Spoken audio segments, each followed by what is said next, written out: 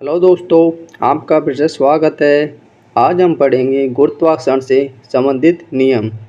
गुरुत्वाकर्षण से जुड़े हुए जितने भी क्वेश्चन बनते हैं उनका हम सभी का अध्ययन करेंगे।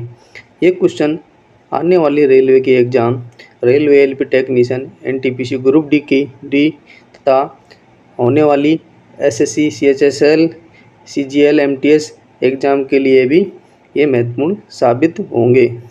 तो चलिए फिर आज का वीडियो हम स्टार्ट करते हैं। गुरुत्वाकर्षण, ग्रेविटी से संबंधित साइंस के कुछ मोस्ट इम्पोर्टेंट क्वेश्चनों को लेकर। हमारा पहला क्वेश्चन है, दो पिंडों के बीच लगने वाले बल को क्या कहते हैं? गुरुत्वाकर्षण बल कहते हैं। गुरुत्वाकर्षण के नियम का प्रतिपादन किसने किया था? न्यूटन ने किया था।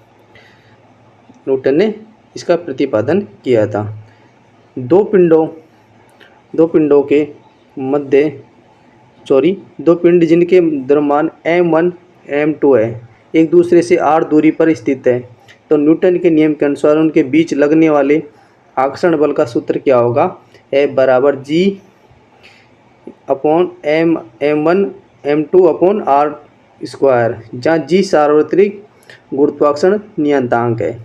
सार्वत्रिक गुरुत्वाकर्षण नियतांक G का मान कितना होता है? 6.67 × 10⁻11 न्यूटन मीटर प्रति किलोग्राम स्क्वायर होता है। वह आकर्षण बल क्या है जिससे पृथ्वी किसी वस्तु को अपने केंद्र की ओर खींचती है? गुरुत्व होता है, वो आकर्षण बल गुरुत्व होता है। गुरुत्व जनित त्वरण का मान कितना होता है? 9.8 मीटर प्रति सेकंड स्क्वायर होता है। गुरुत्व जनित त्वरण किस पर निर्भर नहीं करता है? वस्तु के रूप, आकार, द्रव्यमान पर निर्भर नहीं करता है।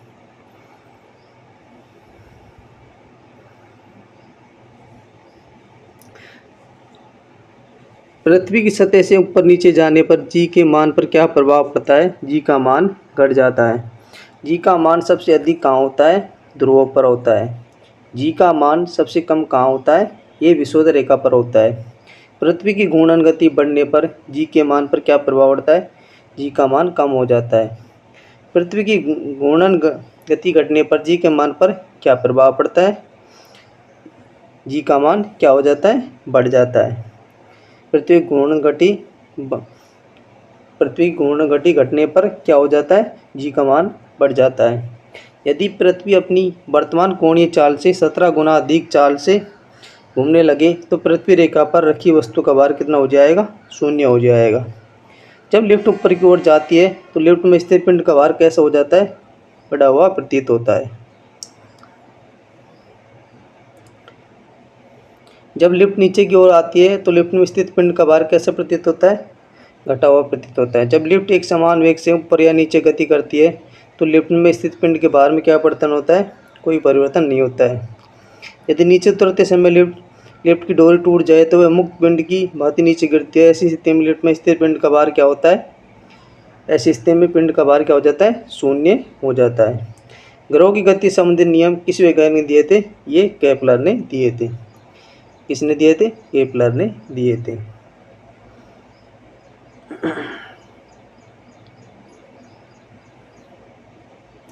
किस ग्रह के चारों ओर परिक्रमा करने वाले पिंड को उस ग्रह का क्या कहते हैं? उपग्रह कहते हैं। चंद्रमा किसका एक उपग्रह? ये पृथ्वी का एकमात्र उपग्रह।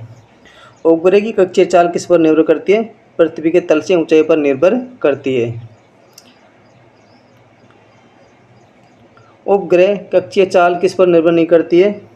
द्रव्यमान पर निर्भर नहीं करती है। पृथ्वी तल के अति निकट चक्कर लगाने वाले उपग्रह की कक्षीय चाल लगभग कितनी होती है? 8 किलोमीटर प्रति सेकंड होती है। उपग्रह अपनी कक्षा में पृथ्वी का एक चक्कर जितने समय में लगाता है उसे क्या कहते हैं? परिक्रमण काल कहते हैं।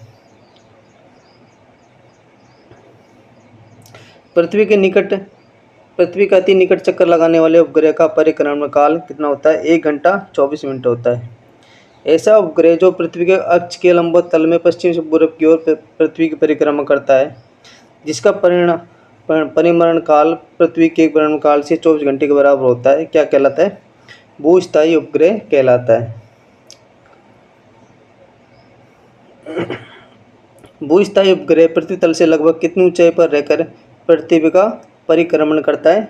3600 किलोमीटर 36,000 किलोमीटर की ऊंचाई पर रहकर ये परिक्रमा करता है। भूतुल्यकालिक कक्षा में संचार उपग्रह स्थापित करने की संभावना सबसे पहले किसने व्यक्त की थी? आर्थर सी क्लार्क ने की थी।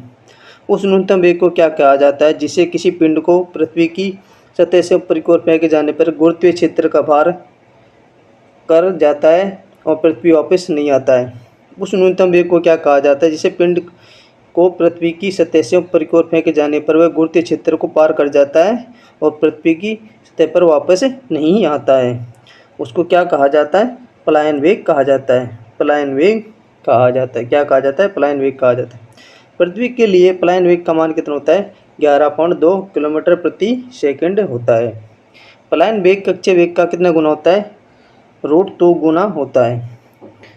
चंद्रमा पर गुरुत्वीय त्वरण का मान पृथ्वी तल पर गुरुत्वीय त्वरण का कितना होता है?